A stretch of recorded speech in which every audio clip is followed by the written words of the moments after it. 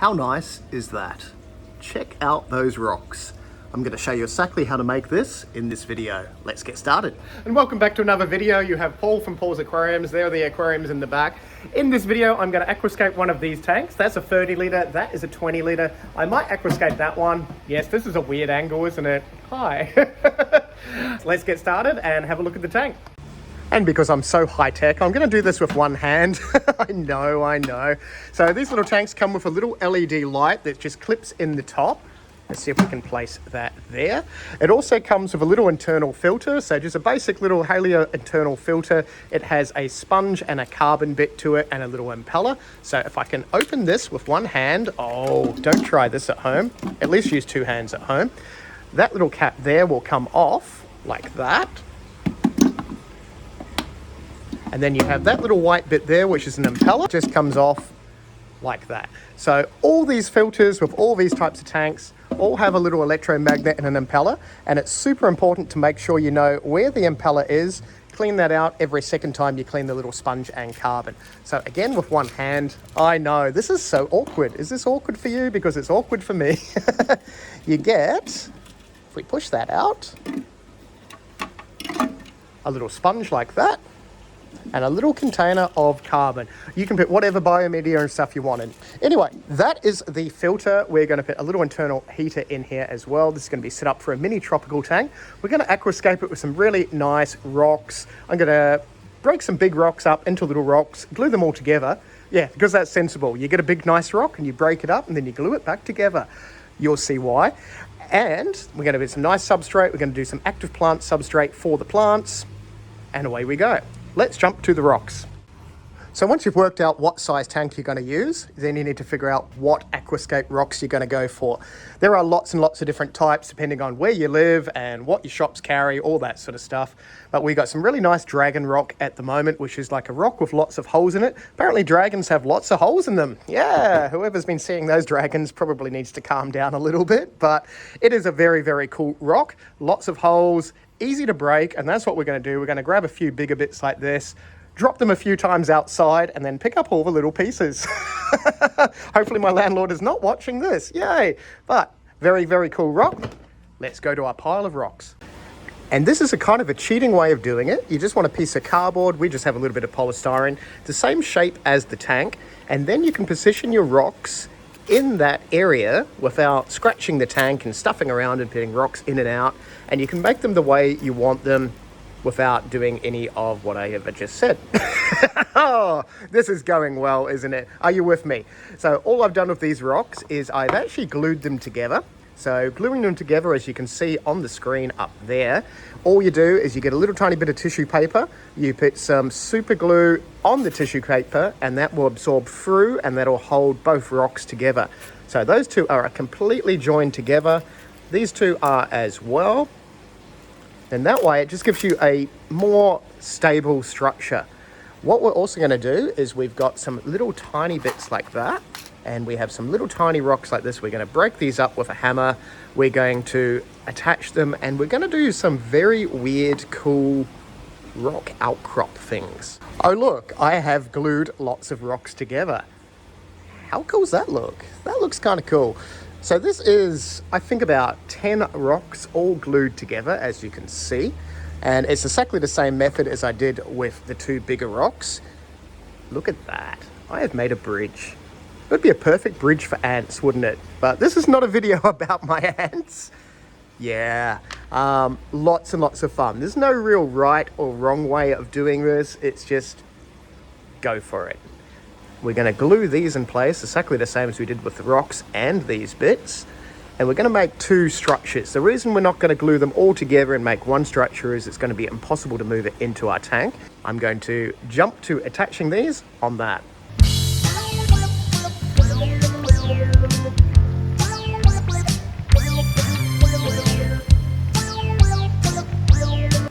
And after stuffing around for a little while, this is what we've got. How awesome does that look if I don't say so myself?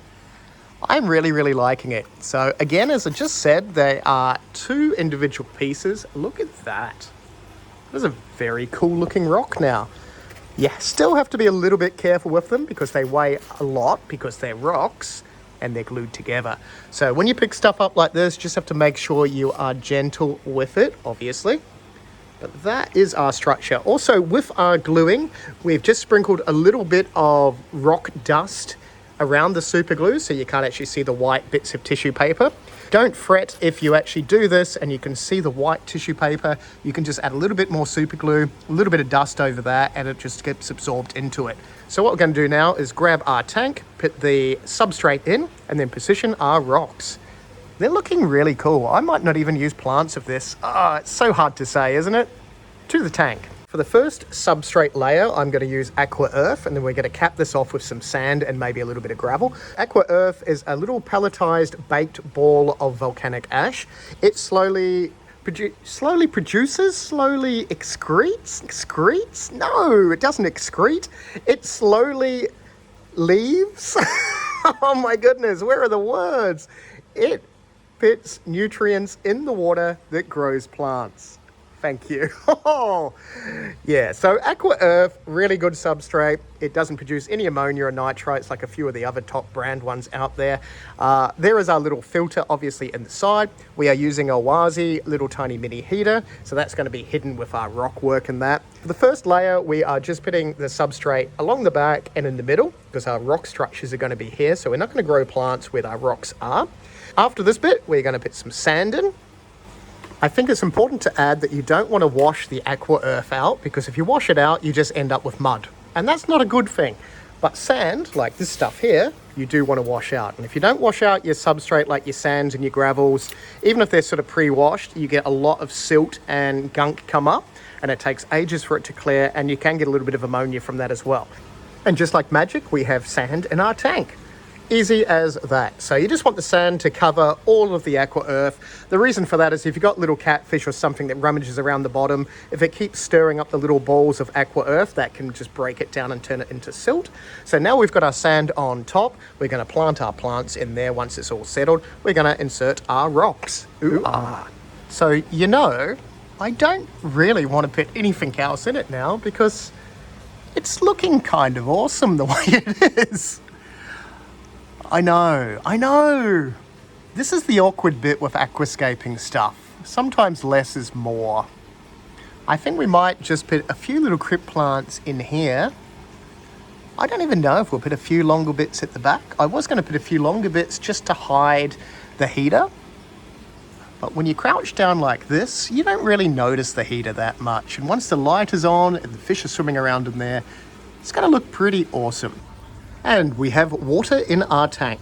So at this stage, you usually want to let the tank settle for about a week. You want to stabilize your pH, make sure your water's dechlorinated. We are using established water, so it's kind of cheating. The water and the filter media, it goes in the filter, is actually from another established tank. Now, if you have little tiny bits of Aqua Earth like that sitting on top of your substrate, you can use Mr. Magnet, and that will actually get rid of it. We're going to plant this with some crypt plants and that'll probably stir up more Aqua Earth, but then just use your little magnet and you can get rid of all those extra bits and pieces. I'm not entirely sure what I'm going to keep in this. I wouldn't mind blue shrimp, but I think with the lighter substrate, they're going to look a little bit washed out compared to a darker substrate like that little tank there. So maybe Pea Puffers. This is a 20-litre tank. We should still be able to squish in about 4 or 5 little Pea Puffers. Comment down below, you reckon I should go shrimp in this tank or Pea Puffers? I'm not going to fit both of them in because eventually the Pea Puffers are going to try and eat the shrimp. I know, everything likes to eat shrimp. Any other suggestions, comment down below. Thank you very much for watching this video. If you've got any questions on the build or how to do stuff, just comment down below and I will get back to you. If you would like to watch more videos like this one, just click that little button there and that'll show you some more aquascape and how-to videos. If you want to watch some unboxing stuff, because we have lots and lots of cool fish turn up in the shop, click that up there. And if you want to subscribe, that would be wonderful. Click that little thing there and we will see you next time.